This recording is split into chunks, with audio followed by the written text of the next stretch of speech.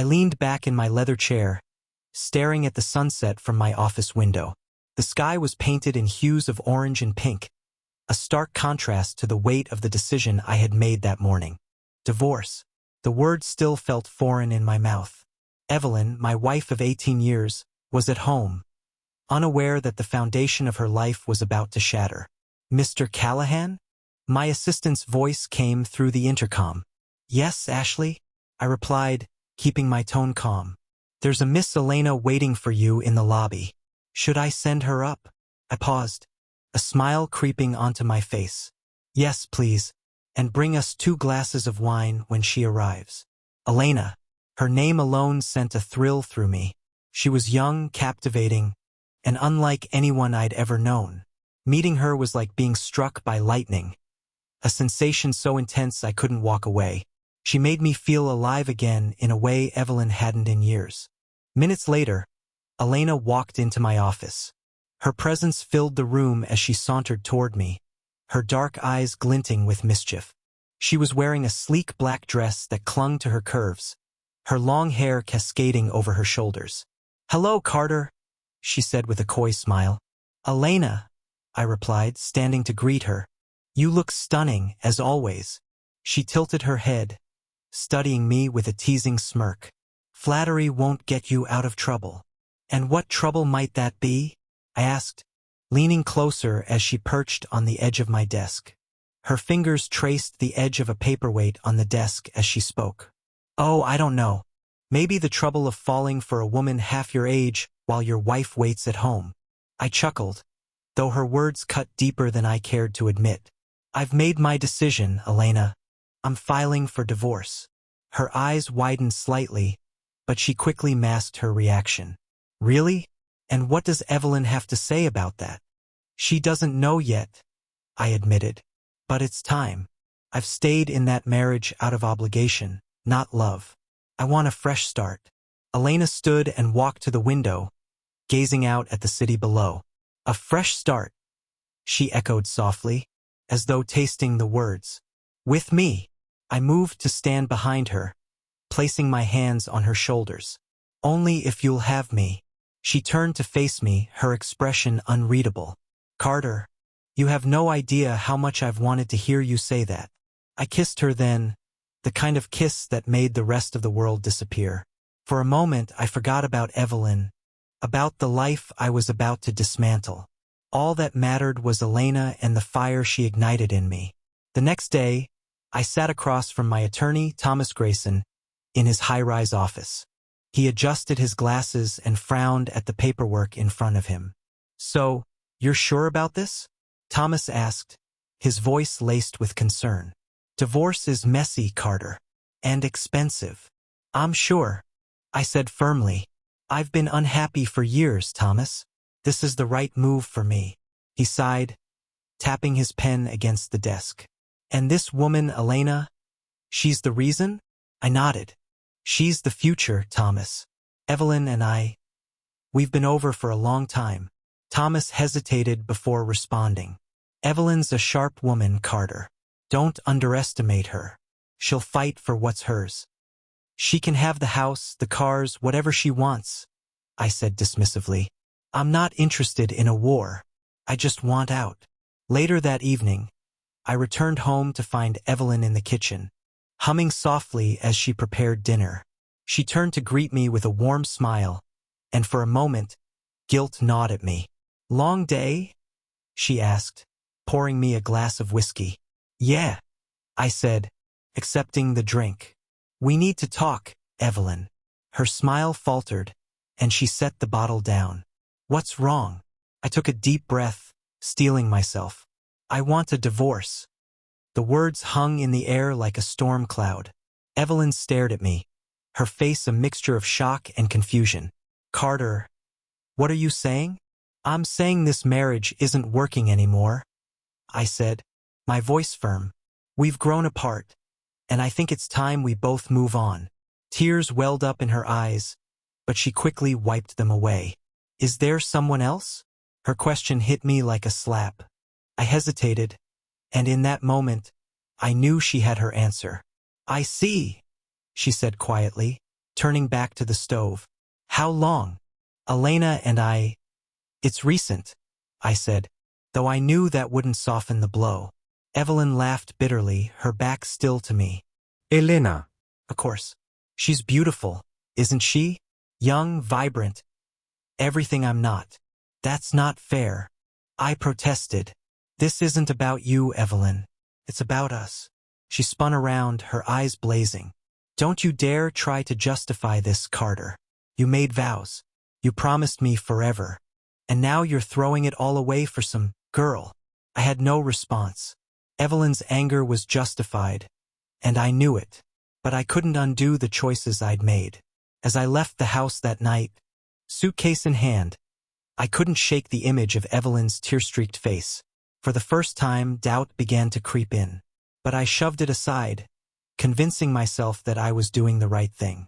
What I didn't realize then was that my past was about to catch up with me in ways I couldn't imagine. I spent the first few nights after leaving Evelyn in a penthouse suite at the Wilshire Grand, a place I'd frequented in better times during business trips. It was sleek, modern, and impersonal.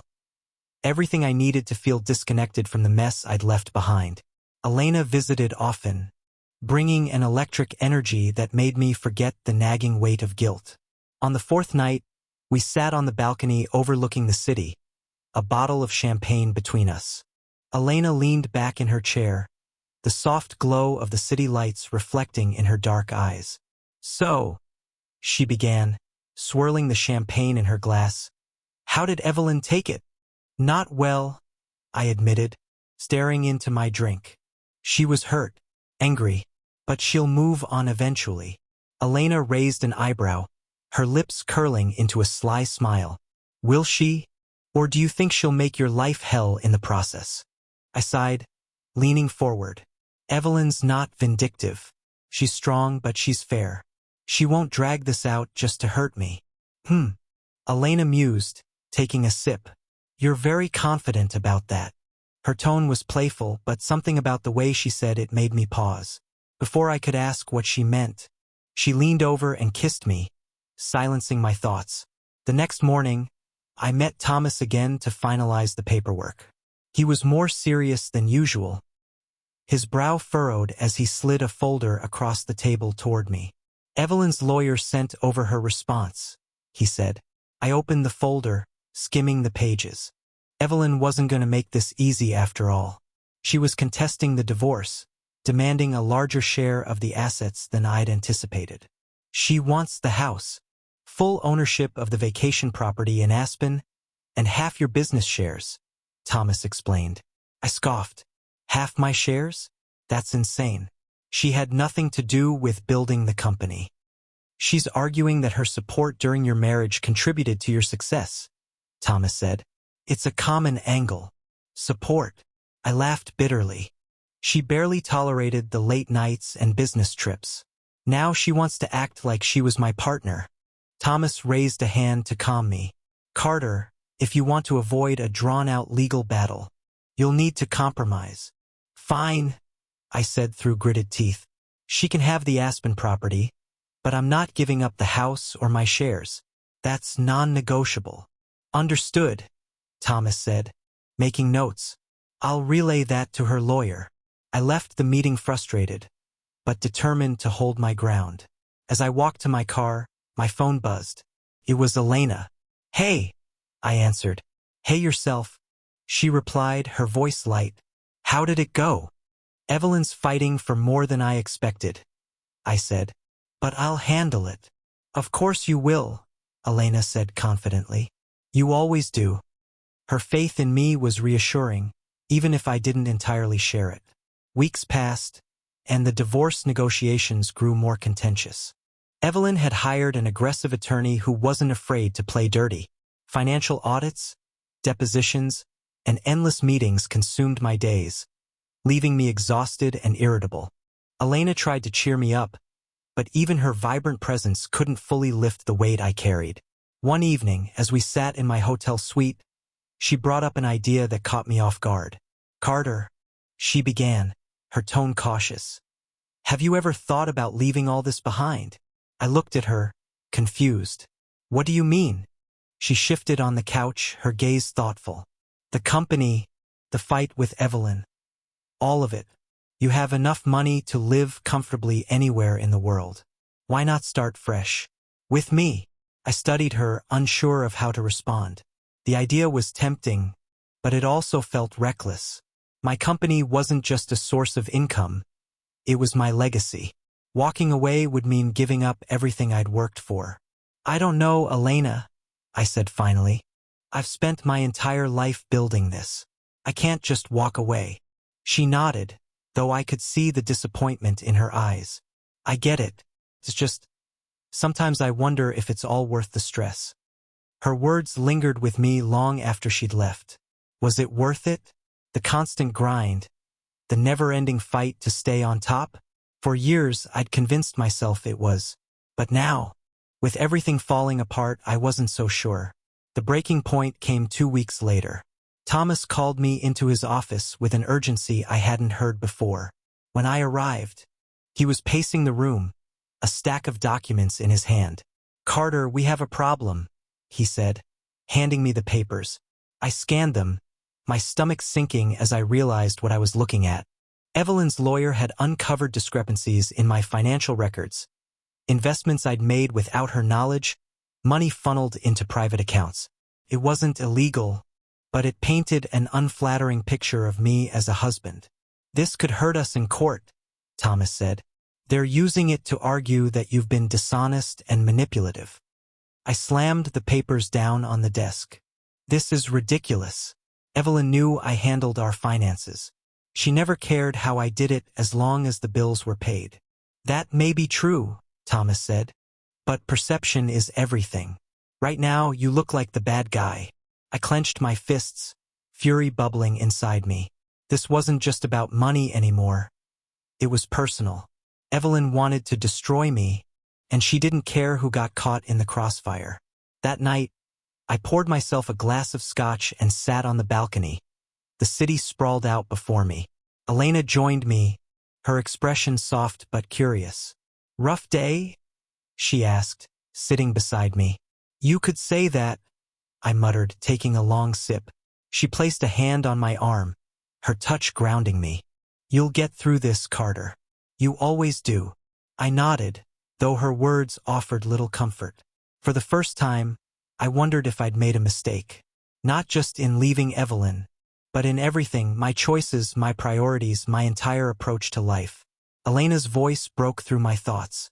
"Do you ever think about the past? About the people you've hurt to get where you are?" Her question caught me off guard. "Where's this coming from?" She shrugged, her gaze distant. "Just curious. Everyone has regrets, right?" "Of course," I said cautiously. "But dwelling on them doesn't change anything." She nodded, though there was a flicker of something in her eyes. Sadness, maybe, or doubt. It was gone before I could place it, replaced by her usual playful smile. "Let's not talk about the past," she said, leaning in closer. "Let's focus on the future." But as I kissed her, I couldn't shake the feeling that the past wasn't done with me yet. The morning air was crisp as I drove toward the city. The tension between Evelyn and me had escalated to the point where I could feel it in every part of my day, from the constant calls from Thomas to the venom-laced emails from her lawyer. But despite the chaos, there was one thing that grounded me: Elena. She had become my sanctuary, the one place where I could escape the storm. Yet even with her, a subtle unease had begun to creep into our interactions. I arrived at my office earlier than usual, hoping to get ahead of the day's chaos.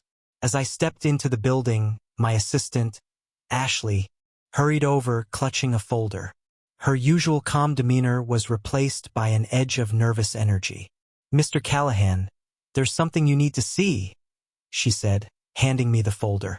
I opened it to find a series of photographs, grainy but clear enough to recognize the subjects.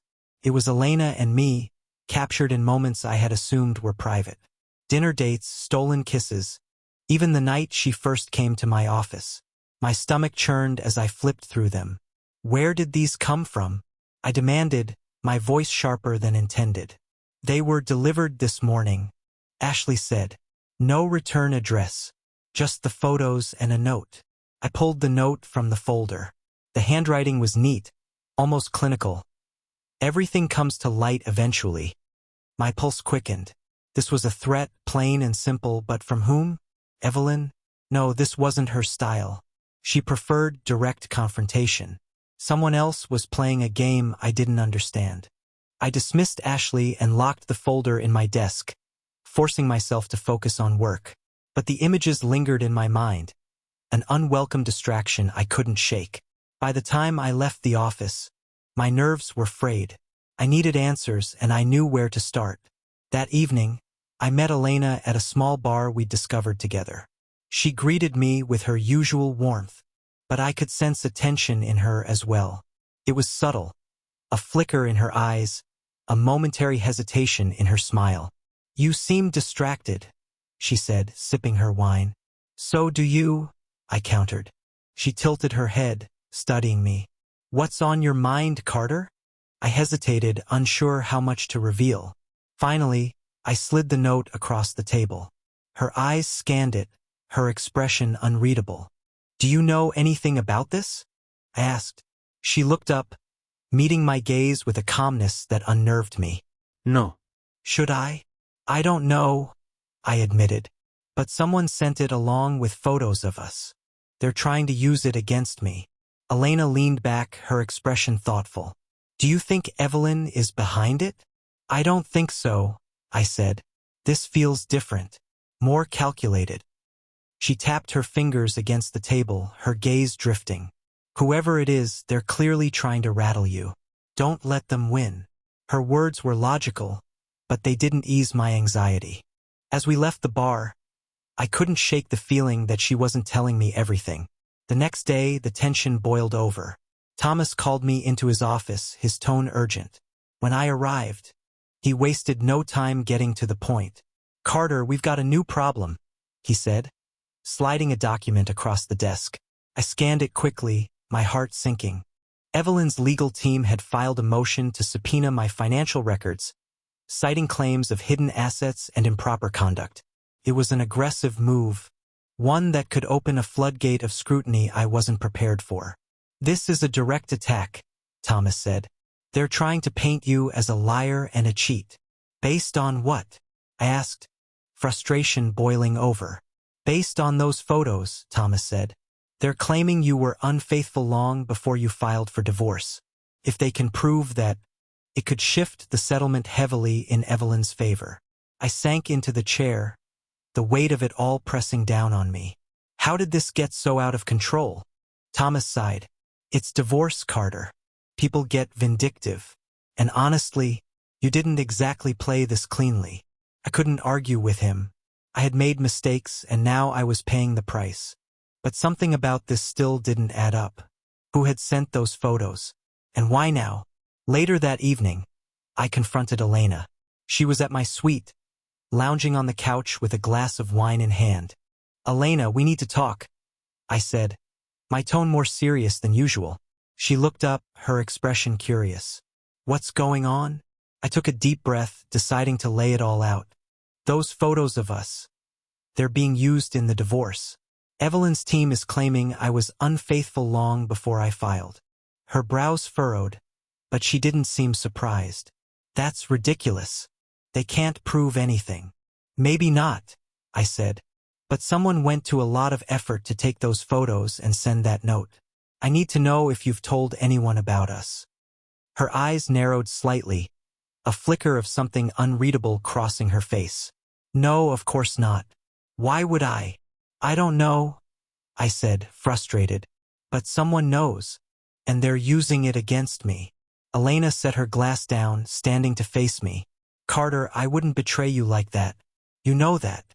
Her voice was steady, but there was an edge to it, a hint of defensiveness that made me uneasy. I wanted to believe her, but the doubt was already there, festering like an open wound. As the days passed, the pressure mounted. Evelyn's legal team was relentless, and Thomas was growing increasingly concerned. My nights with Elena became less frequent, the strain of everything driving a wedge between us. And through it all, the nagging feeling that I was missing something important gnawed at me. Then, one evening, I received a call that changed everything. It was from a blocked number, and the voice on the other end was unfamiliar. "Carter Callahan," the voice said, low and steady. "You've made a lot of enemies over the years, haven't you?" "Who is this?" I demanded, my grip tightening on the phone. "That's not important," the voice replied. "What's important is that you finally understand what it feels like to lose everything." The line went dead, leaving me staring at the phone in stunned silence. I had no idea who it was, but their words sent a chill down my spine. For the first time, I realized that this wasn't just about the divorce or my mistakes. This was personal, and whoever was behind it was just getting started. The call left me rattled, my mind spinning with possibilities. Who had I wronged enough to warrant this level of revenge? My life had been built on calculated risks and ruthless decisions, but I had never considered the long-term fallout of my actions. Now, it seemed someone else had been keeping track. The next morning, I arrived at the office to find Thomas waiting for me in the conference room, his expression grim. He gestured for me to sit, sliding another folder across the table. I opened it to find a series of documents, bank records, property deeds, and old business agreements, all meticulously highlighted. "These just came in," Thomas said. "They were sent anonymously, and they don't paint a flattering picture." I scanned the pages, my stomach tightening. The documents outlined financial moves I had made early in my career, some of which bordered on unethical. Shady acquisitions, backroom deals, and manipulative tactics that I had long since buried were now staring back at me in black and white. "How the hell did they get this?" I demanded, slamming the folder shut. Thomas leaned back, his face etched with concern. "That's the question, isn't it? Whoever is behind this knows a lot about your past. More than Evelyn ever could." I clenched my jaw, anger and unease swirling inside me. This is a coordinated attack. It's not just about the divorce anymore. "No, it's not," Thomas agreed. "And if this goes public, your reputation will be in shreds." My phone buzzed on the table, cutting through the tension. It was a message from Elena. "We need to talk. It's urgent." I excused myself and headed straight to her apartment, my mind racing. When I arrived, she was pacing the living room, her usual confidence replaced by visible anxiety. "Carter," she began as soon as I walked in. "Something's wrong." "What's going on?" I asked, my voice edged with impatience. She hesitated, wringing her hands. "I've been getting these strange messages. Anonymous ones, asking questions about you, about us." My heart sank. "What kind of questions?" "Everything," she said, handing me her phone. The messages were vague but threatening, alluding to my business dealings and our relationship. "Why didn't you tell me sooner?" I demanded. "I didn't want to make things worse for you," she said, her voice trembling. "But now, I don't know what to do." I placed a hand on her shoulder, trying to steady both her and myself. "We'll figure this out. Whoever is doing this, they're trying to scare us. We can't let them win." But even as I said it, I wasn't sure I believed it. The next few days were a blur of damage control. Thomas and I worked tirelessly to address the mounting threats, but it felt like we were always one step behind. Every time we managed to defuse one situation, another would arise, more damning than the last. Then came the breaking point. I was in a meeting with potential investors when my phone buzzed with an alert. A headline blared across the screen. "CEO Carter Callahan exposed. Shocking details of financial misconduct and infidelity." I excused myself and retreated to my office, my hands shaking as I read the article. It was a full-blown exposé, complete with details from the anonymous documents and the photos of Elena and me. My entire career, my reputation, everything I had built, was laid bare for the world to see. Thomas stormed in moments later, his face pale. "It's everywhere, Carter. We're getting calls from the board, from investors. They're demanding answers." "Answers to what?" I snapped. "This is a smear campaign." "That may be true," Thomas said, his voice tight. "But perception is reality. And right now, the reality looks bad. I buried my face in my hands, the weight of it all crushing me. I had always prided myself on staying in control, but now I felt like a puppet, my strings pulled by someone I couldn't see. Elena called that evening, her voice frantic. "Carter, we need to meet. I think I know who's behind this." I drove to her apartment, my mind racing with possibilities. When I arrived, she was waiting by the door, her expression grim. "It's Evelyn," she said without preamble. I frowned. "Evelyn? That doesn't make sense. She wouldn't go this far." "She would if she had a reason," Elena said, her tone insistent. "Think about it. Who else has access to your personal life, your business history? She knows where to hurt you." Her argument made sense on the surface, but something didn't sit right with me. Evelyn was angry, yes, but this level of calculated revenge didn't feel like her. Still, I couldn't dismiss the possibility. "I'll confront her," I said, standing. "If she's behind this, I'll put a stop to it." But as I left Elena's apartment, a nagging doubt crept into my mind. Her urgency, her insistence on blaming Evelyn. It felt off, like she was trying to steer me in a specific direction. The next day, I arranged a meeting with Evelyn. She agreed to meet me at a cafe, her expression guarded as I approached. "Carter," she said coolly, "what do you want?" I wasted no time. "Are you behind this? The leaks, the articles, the threats?" She raised an eyebrow, her lips curving into a bitter smile. "Do you really think I have time for that? I'm too busy picking up the pieces of my life after you destroyed it." Her words stung, but I pressed on. "Someone is trying to ruin me, Evelyn. If it's not you, then who is it?" Her smile faded, replaced by a look of genuine curiosity. "Ruin you? Carter, you've done a fine job of that yourself." I studied her, searching for any hint of deceit, but her anger felt genuine. If she wasn't behind it, then who was? As I left the cafe, my phone buzzed with another message. This one was different, a single photo attached taken years ago. It showed a young woman standing with an older man, both smiling for the camera. The man was me. My blood ran cold as I recognized the woman beside me. She was younger, her features softer, but there was no mistaking it. It was Elena. The message beneath the photo was short but devastating. "The truth always finds you." I stared at the screen, my heart pounding. In that moment, everything clicked into place. The sudden connection, her insistence on leaving the past behind, her knowledge of my life. She wasn't just a random woman who had caught my eye. She was the daughter of a man I had betrayed long ago, and now she had come to collect her revenge. I sat in my car, staring at the photo on my phone. It felt as though the ground had crumbled beneath me, leaving me suspended in a void.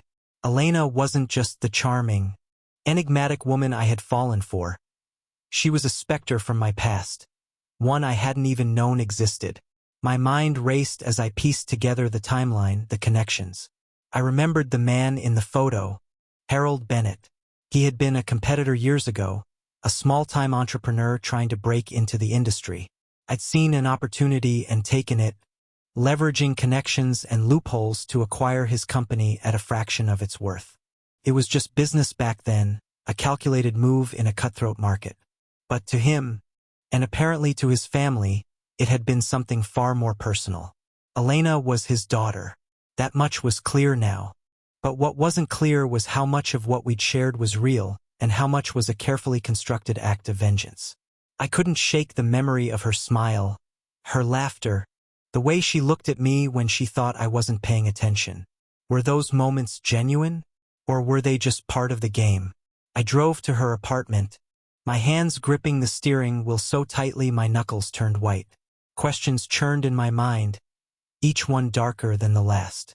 By the time I arrived, I was a storm of anger and confusion. Elena opened the door, her face lighting up at first, then faltering as she saw my expression. "Carter, what's wrong?" I held up my phone, the photo displayed on the screen. "Explain this." Her eyes widened, and for a moment, I thought I saw fear flash across her face. But she quickly composed herself, stepping aside to let me in. "Where did you get that? Does it matter?" I snapped, stepping inside. "You lied to me, Elena. You played me." She closed the door slowly, her movements measured. "I didn't lie to you, Carter. I just didn't tell you everything." "Everything?" I repeated, my voice rising. "You didn't think it was important to mention that you're Harold Bennett's daughter? That this entire relationship was built on a foundation of deceit?" She took a step toward me, her expression softening. "It wasn't all deceit. Carter, don't," I interrupted, holding up a hand. "Don't try to spin this. Just tell me the truth. Was any of it real? Or was I just a pawn in your revenge plan?" She hesitated, and in that hesitation I found my answer. My chest tightened as I realized how deep the betrayal went. "Carter," she said finally, her voice low, "it started as revenge. Yes, I wanted to make you pay for what you did to my father. You destroyed him, you destroyed us. Do you even remember what you did? Or was it just another deal to you?" Her words hit me like a blow, but I refused to let her guilt me. "I did what I had to do. It was business, Elena. Nothing personal." "Nothing personal?" she repeated, her voice rising. "You ruined his livelihood. You took everything from him, from us. He never recovered, Carter. He died a broken man because of you." The anger in her voice was raw, real, and for a moment I felt a flicker of regret, but it was quickly buried beneath my own anger. "So what, this was your way of evening the score? Seducing me, making me fall for you, just to watch me burn?" She flinched at my words, but she didn't deny them.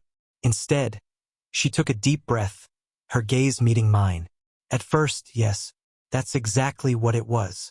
But then, things changed. I didn't expect to feel this way about you, Carter. I didn't plan for any of this." I laughed bitterly, shaking my head. "How convenient." "I'm telling the truth," she said, stepping closer. "I hated you for what you did. But then I got to know you, the real you, and I saw something I didn't expect." "What's that?" I asked, my voice cold. She hesitated, her eyes searching mine. "A man who's more than his mistakes. A man who's capable of love, of change." Her words were like a knife, cutting through my anger and leaving me exposed. I wanted to believe her, to cling to the idea that what we had was real. But how could I? The foundation of our relationship was built on lies and betrayal.